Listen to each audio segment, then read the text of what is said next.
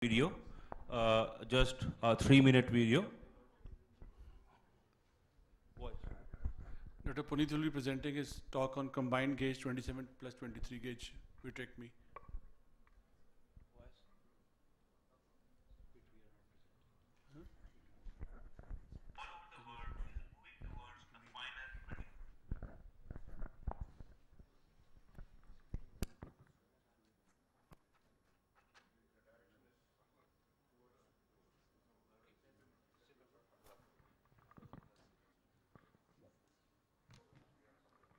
About the concept of combining different gauges to maximize the benefits in VR surgery. VR surgery all over the world is moving towards a finer 27 gauge. 27 gauge surgery has two main advantages. Instruments are finer for performing precise membrane dissection, and the surgery is completely sutureless. There are some relative disadvantages with 27 gauge surgery. The illumination is poor, you need an extra chandelier light. Peripheral vitrectomy is little difficult because of the delicate instrument. Vitreous removal and other steps of surgery are slower. There is an issue of reusability of finer 27 gauge instruments in developing countries, and there are some problems with instruments like scissors and forceps. We have been doing 23 gauge surgeries for last so many years, and there are no such issues. What if we combine 23 with 27 and perform a combined gauge surgery? 27 gauge trocar is inserted as infusion with high flow infusion line. You can notice there is no cannula inside the trocar, so giving more flow even with 27 gauge trocar. Two 23 gauge trocars are inserted for active instrumentation.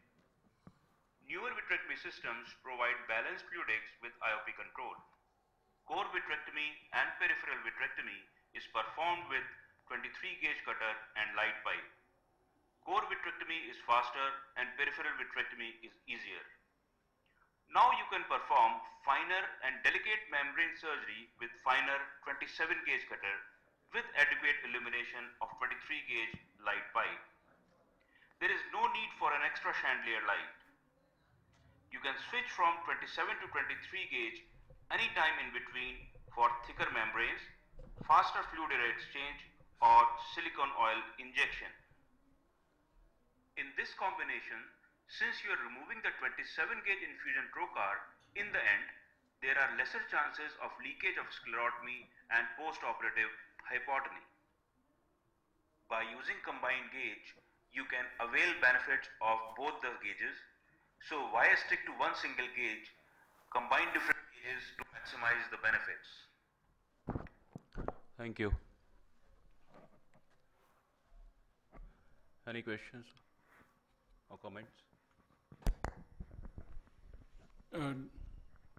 So what is the common incidence, how much incidence is reduced of post-operative bleeding in diabetic vitreous hemorrhage by you changing to a 27 gauge?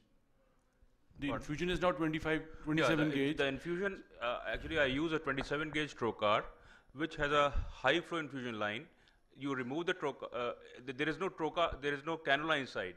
This tubing is connected over the trocar, and so because the bore of the trocar is now more, so that you get a more flow. And since all these machines which are advanced systems, they have IOP control system, so there is the IOP and the fluidics is balanced by the machine.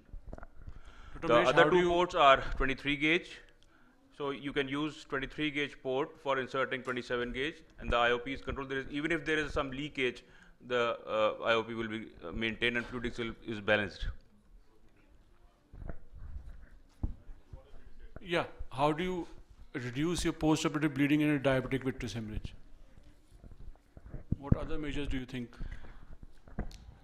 Actually, when you remove this 27 gauge trocar, in the end, you have already secured your 23 gauge active ports.